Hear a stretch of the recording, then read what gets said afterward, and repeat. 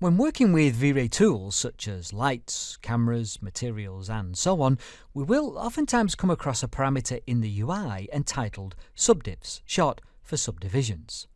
Understanding what this term refers to and how the numeric values we place in any subdiv fields will affect our renders is a critical V-Ray concept that we will definitely benefit from taking the time to understand, especially so if we're coming to V-Ray after working with other ray trace rendering applications.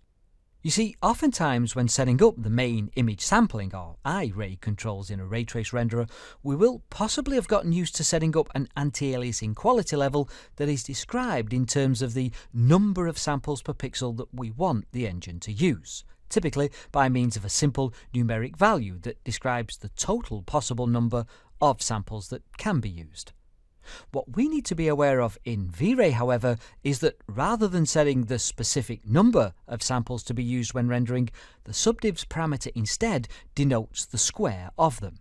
In terms of typical V-Ray defaults then, a subdivision value of 8 would more accurately be described as 8 multiplied by 8, meaning for each pixel of our rendering resolution, we could potentially be using a total of 64 samples or rays per pixel at render time. We perhaps start to realize how critical this understanding is as we take a look through the settings and controls for many of the tools found in V-Ray.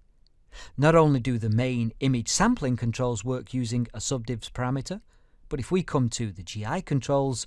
and take a look in the irradiance map and light cache rollouts, we can see that these too have subdiv values. If we pull up the material editor and select a V-Ray material from the scene, we see that the reflection glossiness parameter has a subdivs option, as do the refraction controls. And of course, we could go on and on, given that there are quite a number of areas inside of V-Ray where the subdivs parameter comes into play.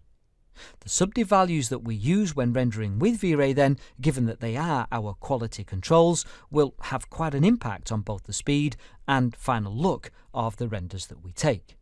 Higher subdiv values will typically result in a higher number of samples being used, which then of course in turn also typically leads to a higher quality image from our final render. This will of course also translate, more often than not, into our having to pay the expected penalty for higher quality in terms of increased render times.